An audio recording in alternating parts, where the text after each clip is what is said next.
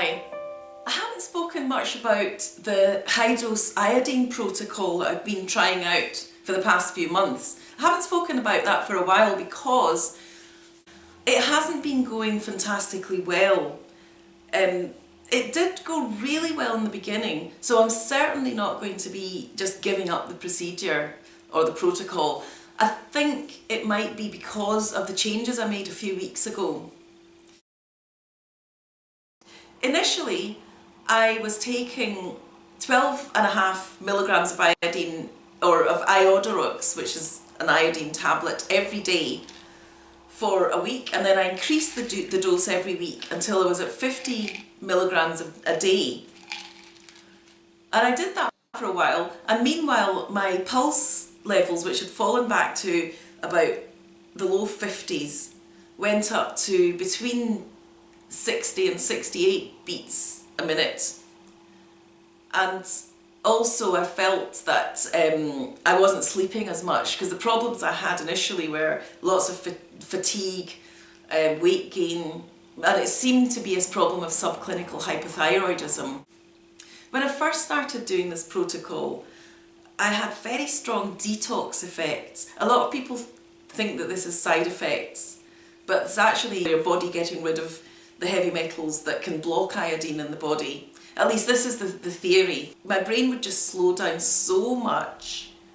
I'd almost feel as if I was just walking through treacle. It was a really strange feeling. And I'd also get quite strong panic attacks. I got rid of the detox effects by doing the salt loading protocol, and it was quite remarkable that I just started feeling much better.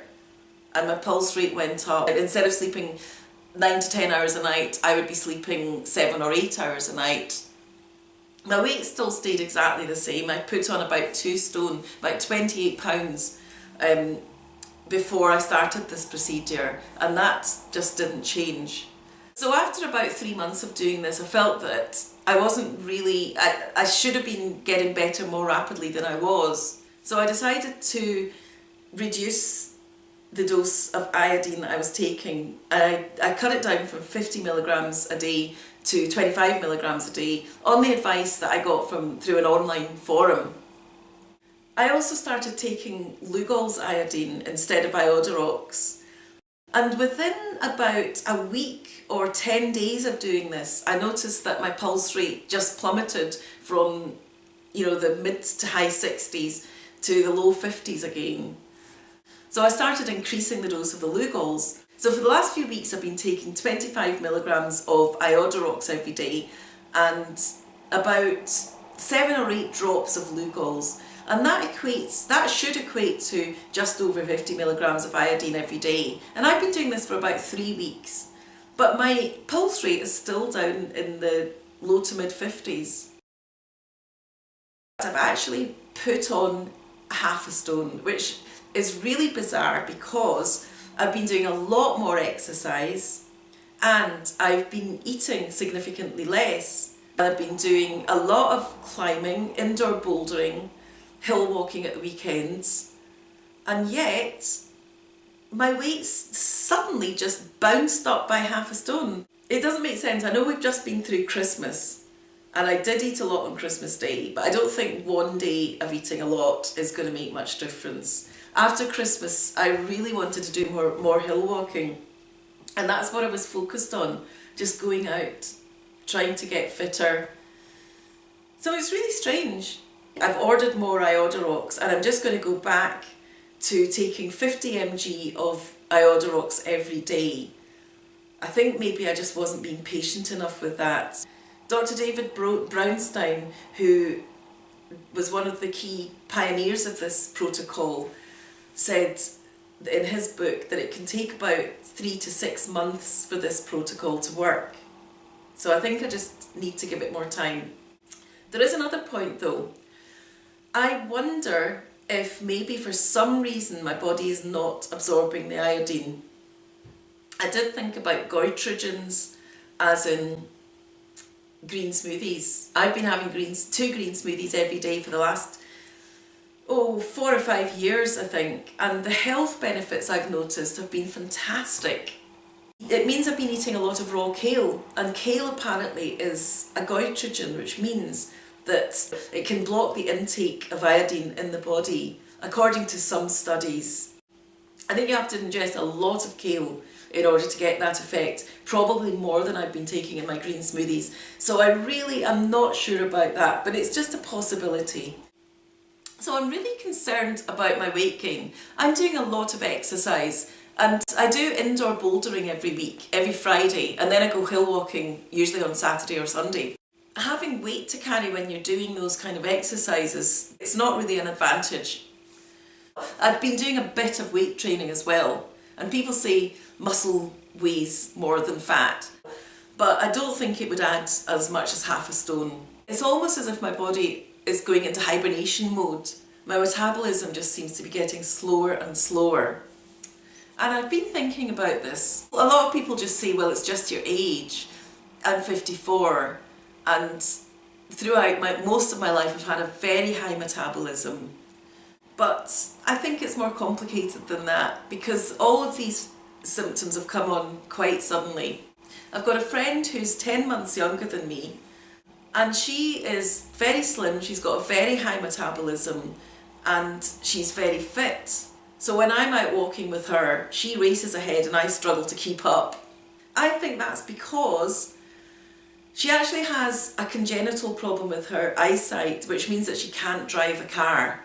So she cycles everywhere, and she cycles to work every single day. I used to cycle to work every single day too. When I used to cycle to work every day, I had a very high metabolism. I used to eat like a horse, and people used to comment on it all the time. They used to either say, you're going to get fat, or they would say, how come you eat so much and you don't get fat? And I would get fed up with those questions because I was just hungry. And it was because I was not only cycling, I was going to aerobics classes, because that's what we did at the time in the late 80s, early 90s.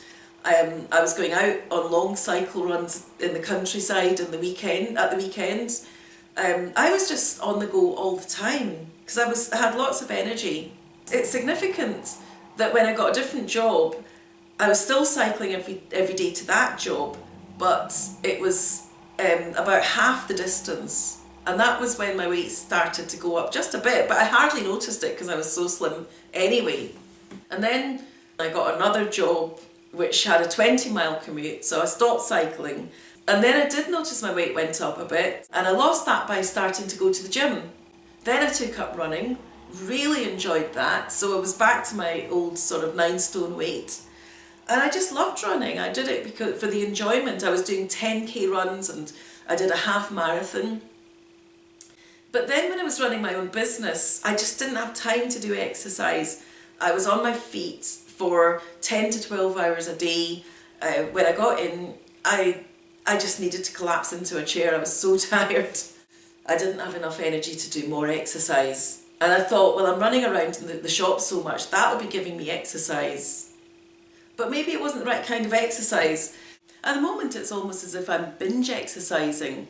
I'm sitting at my desk most of the time from Monday to Friday, sometimes in the evenings as well. And then on Friday evenings, I'll go indoor bouldering, which is very energetic.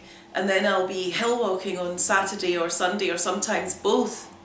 So I'm having a really, really energetic weekend, but quite a sedentary life during the week.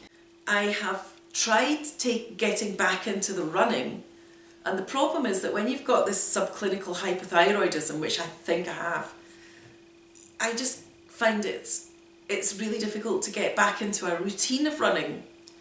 I can go for maybe 20 or 25 minutes, I can have a great run, but then if I do that for more than once a week or maybe twice a week at the most, my body, I just get exhausted. It's like you feel energetic for those 20 minutes and then you just hit a wall. In the old days, what I would have done was I'd be building it up gradually, doing a little bit more, maybe doing 2 runs one week, 3 runs the next, going a little bit further each time.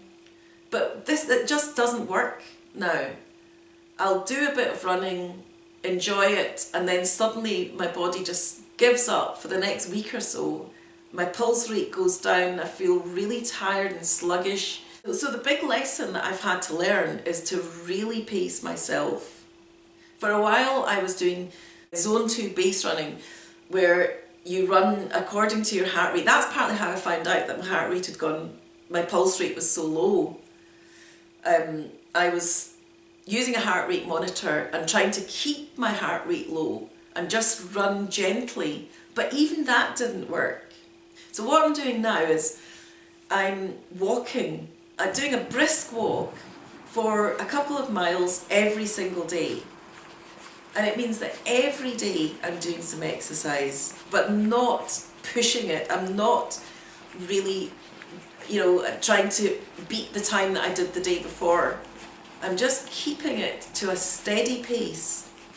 I'll try that for a couple of weeks, and if I still feel good, if I don't hit that wall and suddenly feel exhausted, then I will maybe just increase the pace a bit. And if I manage to increase the pace over several weeks, because I'm going to give myself the time that I need for this, I might even end up actually running again. But I'm going to really try and listen to my body and just take it one step at a time. If you've enjoyed watching this video, please give it a thumbs up and feel free to subscribe. Thanks for watching.